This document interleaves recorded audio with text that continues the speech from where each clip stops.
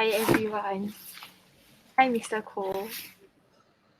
Are you Way able to do a background?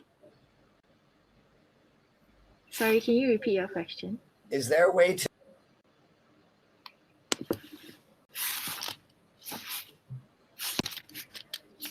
Unfortunately, there's no way to add a background here. Oh.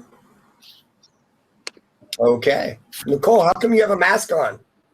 I'm currently outside. All right. So, who is the audience today? I think it sounds like students. Am I right? Yeah. Yes. Hello, Mr. Cole. Hey, Kelly, how are you? Yeah, we are good, and we are glad that you joined today. Sorry for the last minute notice, and we are really happy that you can join us. So Doesn't thank matter. you. It's all going to be just fine. So, how can I help you guys today? Who's the audience, and what would you like me to say? The audience is mainly students from different universities or schools in Singapore. Okay. What age? Mostly around 20 to 25, around there. University Yeah, or polytechnic kids. Yeah. Yeah. Okay. Yeah. And how long is? And it's a half hour. Yes. Okay. And are these guys mostly interested in entrepreneurship? What are they thinking? The students.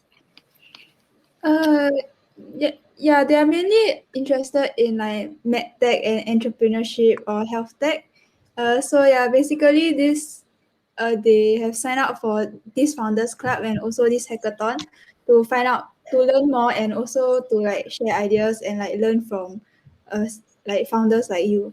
Okay. Very Yeah. cool. Very cool. All right.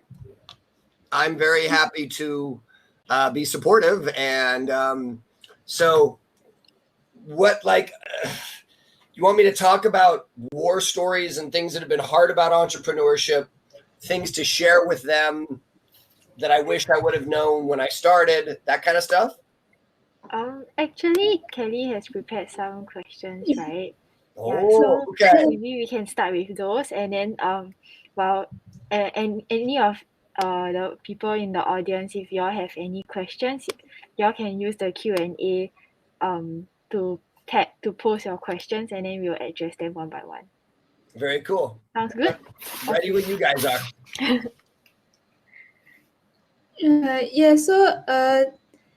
Thank you. And I think I'll just give a brief introduction first to settle some admin matters, just to introduce ourselves. So hello everyone, welcome to Beyond Health Hack 2021.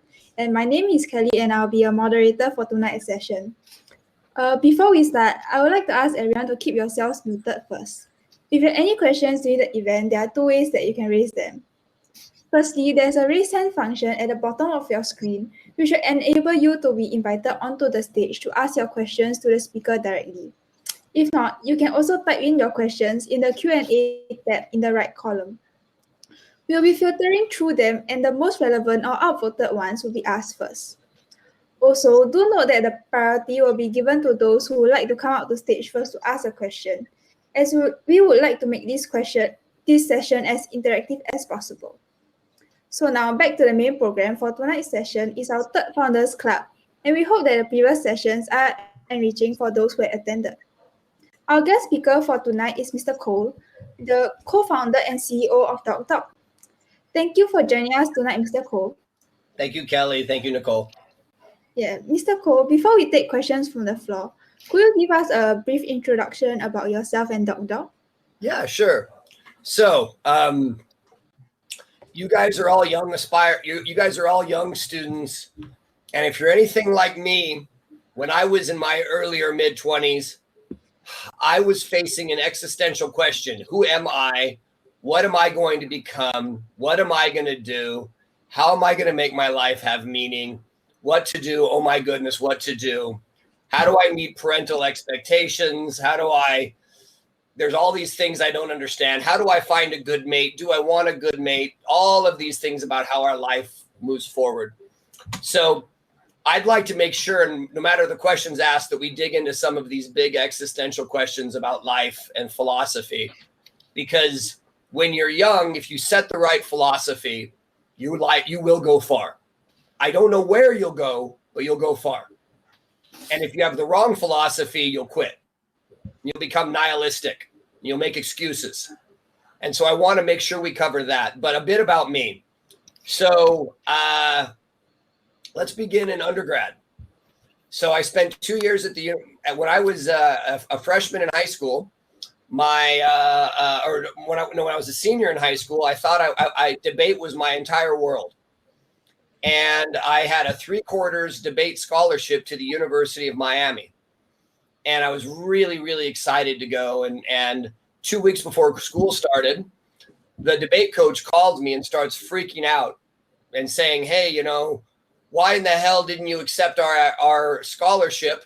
You turned it down at the last minute. I can't believe it. I didn't know I'd turned it down. I was literally packing my bags at the time. And I found out that my parents declared bankruptcy and they didn't tell me, and we didn't have the money for tuition. They didn't send the tuition check. So, wow, I was going to a state school at the University of Idaho like that moment. My life just changed. So I rolled with it, spent a few years at the University of Idaho majoring in economics, then went off to Thailand because I'd spent my whole life being a kickboxer and I wanted to see if I could be any good. So in 96 and 97, I spent 2 years as a professional Muay Thai boxer in Thailand. And then I came back to the University of Hawaii and graduated with a bachelor's in economics, worked for the governor of Hawaii for a few years in business development, helping them in the government.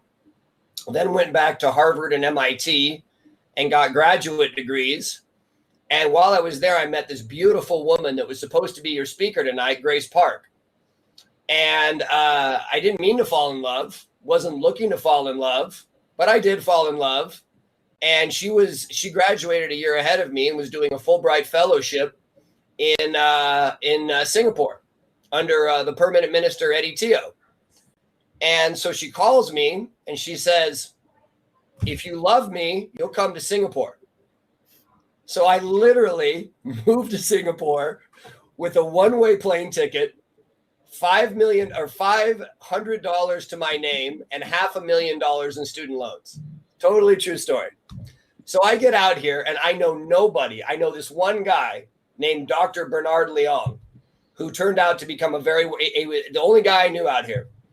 And he says, I had done him a very solid. When I was at MIT, we did this thing called the MIT 100K Global Startup Business Plan Competition. And so I was, every year we did it at some university. And I did it at my year is we went to Cambridge University. And we basically spent a week teaching the students at Cambridge how to run a business plan competition, like the MIT competition.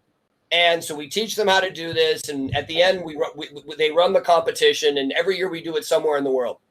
So my year, it's at Cambridge University. And there's this crazy guy named Dr. Bernard Leong. Long hair, didn't brush his teeth in like 2 weeks. Just this crazy Chinese general type guy. And he did a masterful job of running this giant team of people at the Cambridge University Entrepreneurs. And one of the things about the MIT entrepreneurship event was that it was all about students. So this thing is every year, everywhere in the world, professors wanted to get involved, but we didn't allow them. Never allowed them, because we never wanted it to be political. It was about young students that were aspiring to be entrepreneurs to change the world. So there I am at Cambridge, and this guy had killed himself.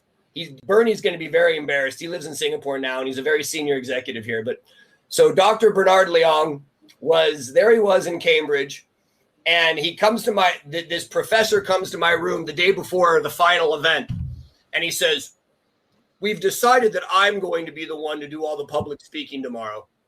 I'm a better public speaker, and we want to make sure this goes really well. And it was a big deal in Cambridge. There was like Tony Blair and all these people coming. And I said to the guy, I'm like, hey, look, we don't have professors speak at these events. You didn't do the work. Bernie did the work. Bernie's speaking. And the professor said, well, this is Cambridge. We don't do it that way.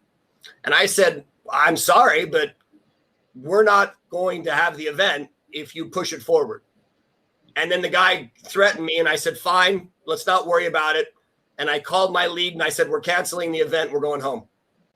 And he freaked out. And then Bernie came into my room about an hour later, and he said, Cole, I'm really nervous about speaking. And I don't know. I don't know if this is going to go well. And he was really emotional. And I said, look, Bernie, it doesn't matter if it goes well. It matters that you try really damn hard. And you did the work. You're speaking. And so we spent the next 20 hours with flashcards, boom, just going over it. He was just speaking in the room, just back and forth, door locked, didn't care about the rest of the world. So he gets up that day and he nails the speech in front of about 1,000 people. Just nailed it. And I knew one guy in Singapore, and that was Bernie. So Bernie went on to become a big deal because he was the theoretical physicist, homegrown Singaporean that broke the human gene, that cracked the math behind the human genome at the Sanger Institute. And so I get here, I know nobody, I followed my heart, I'm sitting here and I'm looking for jobs in the newspaper. I called Bernie, he says, let me help you. And he set up an introduction for me to Temasek Holdings at the very, very tippy top. And I go in, I have this meeting, and I get a job there. And I spend the next 7 years at Temasek working in the telco media technology direct investing space. And then my daughter had a very rare and unique liver condition when she was born. Thought she was totally healthy. And then the next thing you know, I'm told her liver's failing. And my wife and I, from in the morning thinking she was healthy to in the evening learning that she was going to need a liver transplant, our life just changed fundamentally forever. And, you know, we were very lucky. We had some good friends in the Singapore medical establishment that did us a solid and really helped us find the best team in the world to do that procedure. I donated half of my liver. It was a smashing success. And Grace and I looked at each other and we said, hey, we got lucky. This is, you know, God has given us a mission here. It's given us some capital, given us a unique insight into a problem. We need to help the world find better care when they need it. We need to help empower patients with the information they need to make informed decisions in their time of need. And so we dropped what we were doing and we started DocDoc. And that's the essence of DocDoc. Now, guys, I bring this up to you because I didn't know my life was going to end up this way. When I went to Harvard and MIT, I did not expect that I would chase a woman around the world. And that was one of the best decisions I ever made. I did not know I would end up at Temasek Holdings, which I was not a good fit at the time. It turned to be an amazing experience. God knows I didn't know my daughter would have the condition that she did, and I would be thrust upon me. But this is kind of how life works. And this is why philosophy is so important. Because when you have a sound philosophical foundation, you will learn how to roll with life. And that is where you will find what you're meant to do. Whether it's health tech or med tech or social tech or some other tech that nobody ever thought of, who cares? It's about having a code and living up to the code. That's where it really begins, right? And in Singapore, I find so many of the youth, I think it's because of parental expectation and Asian concept of face, that you guys spend more time worrying about what other people think of you and less time worrying about what you think for yourself. And it's so important to build your own philosophical foundation. Why is it that I exist? What is it that I'm going to do? You don't know the details. Big strokes. The rest will get filled in by life and the unpredictable events of life. I'm done rambling. Over to you, Kelly. Thank you for sharing your philosophy. You're certainly very inspiring, all the way from Harvard and MIT to uh, to your The mothership. Temasek. I didn't know I didn't know it was the mothership when I got there. Yeah, it was all very interesting. I'm certain everyone will agree with me that your sharing was really interesting. And I guess now we'll move on to the next question. Okay. So would you mind sharing a bit more about the history of DocDoc and the gaps that you sought to address? Yeah. So, guys, there's nothing common about common sense. I can't emphasize that point enough. The reason why you guys have a chance to build big, badass companies is because the large establishment largely doesn't make rational decisions after a certain point. So what ends up, there's a great book you guys really need to all read. I would go so far as to call it a seminal text. It's called The Innovator's Dilemma by Clayton Christensen. I'll repeat that. The Innovator's Dilemma by Clayton Christensen. And in that, he basically goes through and he talks about the history of innovation and why it is that large companies just simply can't do it. And what it works out to really what it really boils down to is it's about organizational behavior. So there's an existing business that makes a lot of sense and it makes a lot of money. And the people that are able to do the requisite tasks in that business, well, get promoted. And they end up leading that business. But that business is defined right here. Like Kodak. So a perfect example, Kodak, who you guys probably have never even heard of, was a really big deal in the 80s. And in the early 90s, I mean, they owned photography. And they were the inventors of the digital camera. The same board meeting where the inventors of the digital camera came in and said, guys, look, the future of photography is all about digital. It's not about photo paper. It's not about photo paper chemical processing. That's all history. That same board meeting, they not only decided to not look at digital cameras anymore, they doubled down and built more photo paper processing companies or photo paper processing plants. They did that because that was what was in their selfish, incremental, next 6 months, next 9 months self-interest. That was what was going to make the most money there. They weren't thinking like owners. If big companies thought like owners, they would adjust over time, but they don't. They're employees. And because of that, giant misallocations of resources happen in industries. So let's look at healthcare, for example. So if you go to buy an automobile, you can go online, you can look at all the different makes and models, you can look at things like horsepower, fuel efficiency, resale value, you can crash test results, you can see all these intermediate markers of information that allow you to make informed decisions. You don't have to be a professional auto driver. You don't have to be a mechanical engineer to buy a car because the industry evolved to give you the information you needed to make an informed decision and to compare automobiles. Look at healthcare. Why is it there's no information anywhere that allows the average person to make an informed decision? You wonder why medical inflation is out of control. It's total bullshit to believe that it's out of control because of some innate thing about healthcare. It's out of control because nobody's taken the time to build the intermediate markers to allow the market to function. You can't compare doctors at a condition and procedure level. You have no idea why the hospital charges you what it does. They just do. And the insurers have really slacked in their responsibility to analyze the bill in an intelligent way to discipline the market. So the net result, uncontrolled medical inflation. That's a problem in Singapore. But you guys are all going to have access to care. You're just going to spend too much on your medical savings accounts as you get older. In places like Vietnam or the Philippines or Indonesia, it's the difference between life and death. So we committed ourselves. And this is just a thought about philosophy.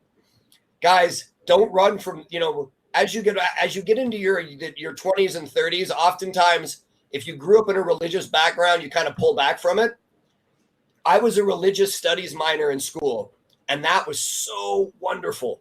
It was so good to learn about Hinduism and read the Gita and actually study Allah and understand Islam, and then go back to my Christian roots. And philosophy is the root. Don't run away from that. Poetry, comedy, these things are so important in your life. Don't get too stuck in reading the Wall Street Journal. Science fiction. This is where you guys, there's nothing common about common sense. You can feel real problems, find real problems and solve them. That's how you become an entrepreneur in health or in anything else. It's not complicated. It takes a lot of courage to do something that everybody says is impossible. And the majority of the world will tell you that almost anything is impossible. But what they're doing is they're defining their own limitations. They are not defining yours. They can't do it because they never had the courage to actually see the world clearly enough. But it's not that you can't. Kelly, back to you. Thank you for sharing, Mr. Ko. It's also certainly very interesting to hear you share about common sense and how it actually leads up to your entrepreneurship journey. Yeah. Yeah.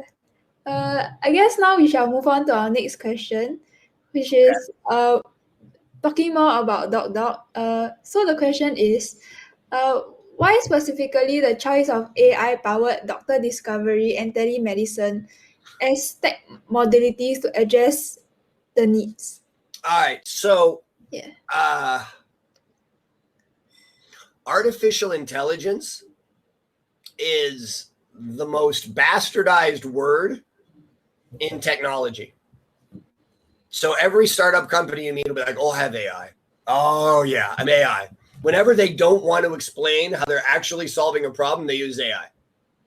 Just trust me. So put on a very deep kind of filter when you hear the word AI. As I've gotten deeper into understanding what machine learning actually is and what neural networks are and what deep learning is, it's not, they're very powerful tools, in fact. But the root of the problem in healthcare is around structured data. How do you get access to the data you need to run analytics to make obvious decisions? That's really the root of it. And so, yeah, we have all the buzzwords too about AI. And actually, I think our team's probably the best in Asia at using AI. But the reality is the really hard piece is collecting the data that nobody else has and then making sure it's structured so that you can do analytics. The analytics piece, everybody wants to say, oh, we have great analytics. Analytics are easy if the data is structured correctly. If the data is not structured correctly, they're impossible. So whenever you, one of the things that I'm hoping, and I actually think it is happening in Singapore. So you guys are building a much stronger computer science culture.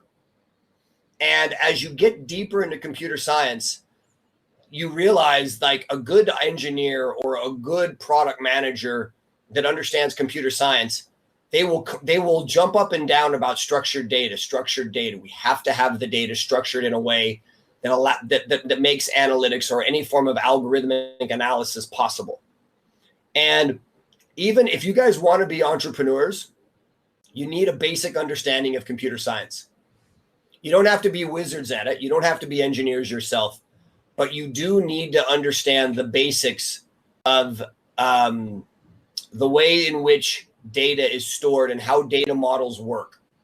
Because if you don't really get that point, you're going to really have a lot of pain in most of your startups, because everything data, Mark Andreessen, one of the best VCs in Silicon Valley, they said 4 or 5 years ago, software is eating the world. And what they really meant by that was that collecting structured data and using that data in a way that you can optimize the consumer experience at every step of the journey is a fundamentally better way to run a business. And Southeast Asia is it's in the circa 1980 in their use of data to improve the customer experience. And that's not just in health, it's in many segments. Even your Grabs and Gojacks really haven't really captured anywhere near the data analytics they need to really maximize the potential of a super app. It's coming, but that's going to be the big opportunity for the next generation of entrepreneurs. And so you really want to kind of that you want to have a basic understanding. It's worth it, even if you're not going to get into computer science. It's worth it to have to develop a fairly rudimentary understanding of computer science, the key parts of it, how databases work, what is a relational database, how do algorithms actually work, what is structured data, how do you put things into code sets. This all sounds like just random gobbledygook, but this is an important thing to learn. The other thing in school that's really important to learn is how to build a badass presentation. Like PowerPoint matters. It is the language of business. So you really need to get good with PowerPoint. And PowerPoint, basic computer science. The other thing that's interesting is even if you're not going to be a consultant, it's not a bad idea to take time to actually interview for consulting jobs and practice that interview process. Because you guys have like career offices in your school, right? So they have like consulting interviews, McKinsey, Bain, BCG, any of the firms. And those guys have a very standard way in which they teach you, a very standard way in which they interview people. They'll go in and say like, Nicole, actually, how many ping pong balls would they fit on a 747? And then you have to sit and work through the logic and ask them questions to come up with an estimate. That skill is valuable. One of the best things I did when I was in business school was I actually spent a semester preparing for consulting interviews. I never became a consultant, but the interview practice was really valuable to being an entrepreneur. It helped me figure out how to size things. How big is that market opportunity? Well, let's figure out how we could think about that creatively. So if you get a chance, that preparing for the interviews for consulting is a very interesting high yield exercise. Another high yield exercise that I found, and an amazing book to read, is The Art and Science of Persuasion by Cialdini. It's about a 120-page book. It was the best book that was given to me at Harvard. And it's a 120-page book that talks about the art and science of persuasion and all the best communication studies on how to actually be persuasive. It's a wonderful book, easy read. Back to you, Kelly. Okay, thank you, Mr. Ko, for sharing everything about computer science to PowerPoint to even like interviewing in your entrepreneurship journey. Now we have another question, which is, what are some challenges encountered in implementing your ideas or technologies in Singapore? I'm going to start with the first challenge. So, do you guys know what a cannonball is? Like, when you jump into a pool and you grab your knees and you make a ball, they call it a cannonball? Yes. Right? So entrepreneurship is best understood like jumping off a high dive with a cannonball. You just have to go if you're going to go. You can't kind of become an entrepreneur. There's this phase that I remember going through it, and I've now seen it 3 or 4 times since I've been an entrepreneur, where there's this phase where you've had your business cards printed, but you're a little embarrassed to give them out. You're a little embarrassed that people will not accept you, won't know what to think, you might fail, and how will that work? You got to kind of the easiest way to get over that is to jump in with reckless abandonment. Entrepreneurship is truly best understood in the fire, ready, aim. So you've heard ready, aim, fire, right? That's not how entrepreneurship works. You throw your ass off a cliff. While you're falling, you get ready. And then when you hit, you start aiming. So it's not ready, aim, fire. It's fire, ready, aim. Because there's so much you don't know, so much that you will unearth as you dig into the problems with a clear perspective. And so once you've made the decision, I'm going to go, right? Let go of all of the garbage. Don't hold on to it. Most entrepreneurs in the beginning hold on to a lot, and they end up giving up way too quickly. Right? So it's everybody goes through the business card phase where here it is, here's my card. God, I'm not going to Goldman Sachs I'm going to Waka Waka. Here it is. Here's my card. I'm at Waka Waka. And they do it kind of scared. It's okay to be afraid. In fact, you need to be very comfortable living in fear and living in an uncomfortable situation. But that need not stop you. That need not hold you back. And so when you make the decision to do it, go and let go. So one of the hardest parts for me as an entrepreneur was when I first started, it was all of the people that were closest to me telling me I shouldn't do this. It was all these people saying, no, Cole, my God, don't leave Temasek. What are you thinking? Just no, you're on the right track. Or Grace, don't leave Medtronic Corporation. Or, this will never work. I'm just telling you as your friend, it's a terrible idea. And the truth is they may be right. You may fail. See, you don't, entrepreneurship is not something that you try. It's kind of inside you.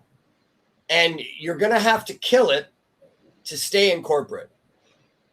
Right? It's not something that if you've got it. Everybody that can hear my voice right now kind of knows I kind of need to be an entrepreneur.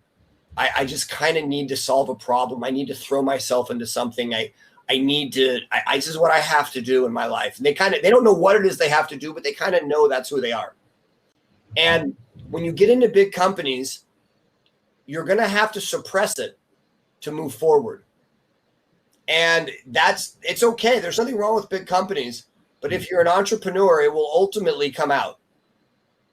That you can't suppress it. At some point you realize, see, here's another thing that people are totally confused about is actually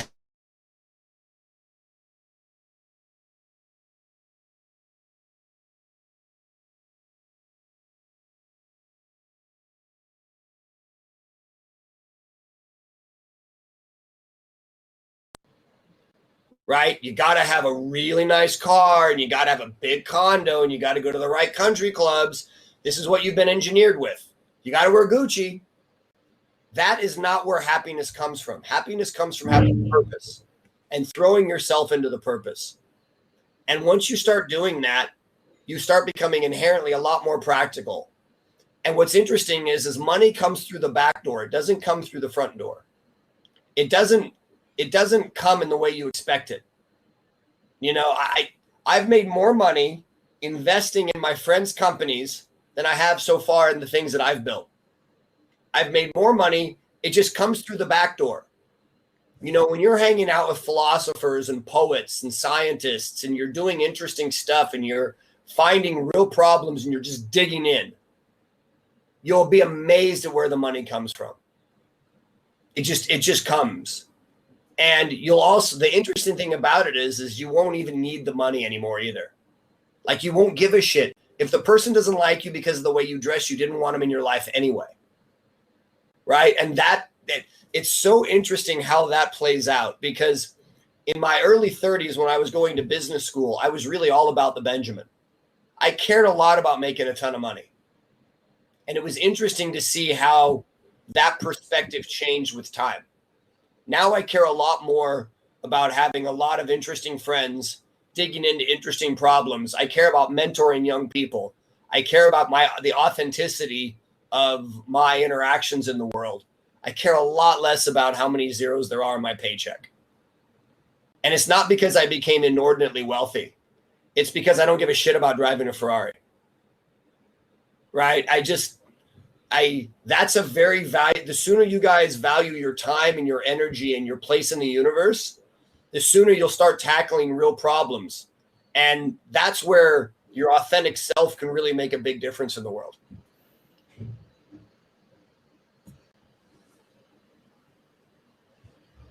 Kelly, over to you. Okay. Thank you, Mr. Cole, for sharing about all your challenges and how you overcame it, like your changes mindset and all that. And now I guess we seem to have some questions from the floor. So, yeah. So medical inflation is a function. Let me tell you how this actually works in the real world. So it's mind-boggling. Imagine that you guys. So let me tell you how you pay for healthcare right now. Imagine that you were going to a coffee shop and you walked in and you handed them your American Express, your black Amex Centurion card that has no limit. And you just hand it to them and you said, okay, I'd like a cup of coffee and some coffee cake and some carrot cake. And then you left and you never saw the bill. And then this other guy paid the bill. And that was the way you went to restaurants. And then you would find out that some restaurants charge you $1,000 for a cup of coffee. And you wouldn't know until after. Well, that's how medical bills work. I mean, the hospital doesn't tell you in advance what they're going to charge. There's nobody looking at the bill, and your insurer just pays it. Literally, nobody is reviewing the bill. I know that sounds ridiculous, but I was blown away when I first went into the first third-party administrator. These are the groups that process medical bills. And I looked at their IT infrastructure, and it was all based on faxes and PDFs. There was no machine-readable data that they could use to analytically analyze a bill. This is why a hospital can charge $10 for an aspirin. It's why that you look at things like sutures, right? We have basically made a suture the same way since when they were building the pyramids. It's a silk suture. That hasn't changed. And yet medical inflation has driven that up at 8 to 10% a year. It's because no one's looking at the bill. And the industry has not evolved to create any form of patient empowerment or transparency. This is why you have uncontrolled medical inflation. It's completely and utterly unacceptable, frankly. And if you see me kind of standing up and having a little bit of moral indignation about it, it's because I've seen what it does to people that are at the bottom of the pyramid. I've seen the lives of the actual human toll for what's happening because of the price with which we pay for care. Care does not need to be this expensive. We need to create patient empowerment mechanisms that allow consumers to bring competitive force to the industry. The government needs to do this. Don't think the government gets away on this. MOH and the insurance industry a long time ago needed to step up on building health exchanges that allowed more data to flow more readily in the industry. Right? The regulators play a role here too. And it's not just in Singapore. This is a pan-Asia problem. I mean, frankly speaking, Singapore has done a fantastic job at creating a really good government healthcare system. But medical inflation will break the back of it unless we get a lot more transparency in the data analytics of looking at the bills. And the insurance industry won't do it on their own. The regulators are going to have to drive it. Thank you for answering the question, Mr. Ko. Actually, we have one more question from the floor, but the time has overshot. Would you mind? I don't mind, Kelly. Okay, thank you. Then there's one last question, which is on the screen. May I ask what kind of regulatory barriers you face trying to integrate AI into something as sensitive as healthcare? Which mistakes are not tolerated? All right, this is cool. Good question. So you don't get to do bad things. And anytime you collect identifiable patient information, you never get to allow that to leak under any circumstances.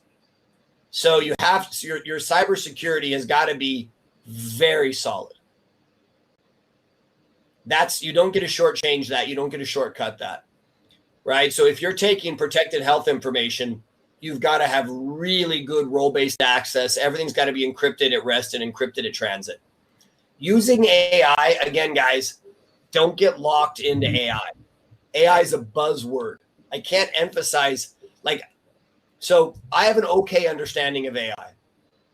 Some guys in my team are world-class at AI.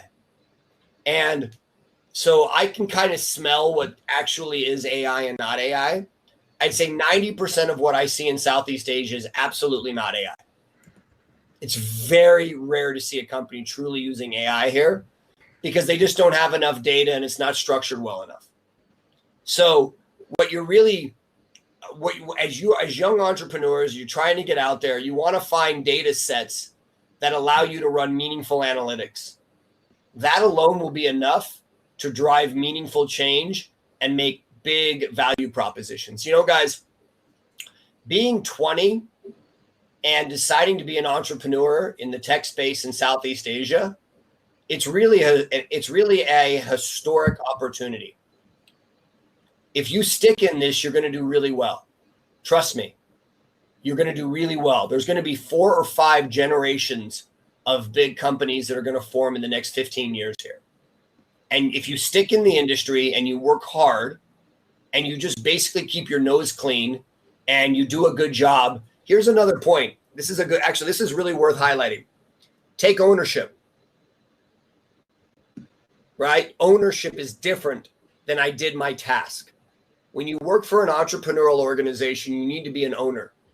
I don't care if you're the founder or not, you're an owner. That's why you're there. Develop an owner mentality. Take ownership of problems. It doesn't matter. If you have a boss that is going to punish you for taking ownership, you're in the wrong company if it's in the startup world. So take ownership. Don't try to, this whole thing about, there's a thing in Singapore called kiasu. It's this small-minded thinking of I did my part, right? It's absolutely the wrong thing in entrepreneurship. You need to think like an owner. If you're young and you study computer science and you think like an owner, whether you are an owner or not doesn't matter, and you find bosses that will give you challenging problems that you don't know how to solve, but you're just going to gnaw on it and figure it out. If you stick with that, in the next 15 years, you're going to do vastly better than your peers that went into corporate. Vastly better. And HealthTech is just the beginning. There's a lot that's going to happen in this ecosystem. You guys were born in the right place at the right time if you have the courage to really make it happen. And the ecosystem is building around you rapidly. It's not just access to funding. It's actually the quality of the engineers you'll have to work with, the quality of the product managers, the underlining kind of base infrastructure is being built. Grab will enable you to do things with Grab that were previously impossible, and new great companies will form from that, right? And then the companies that form from that will enable additional companies. This ecosystem is starting to form. You guys have exceptional timing. Thank you so much for your response, Mr. Koh. And unfortunately, due to time constraints, we have to stop the session now.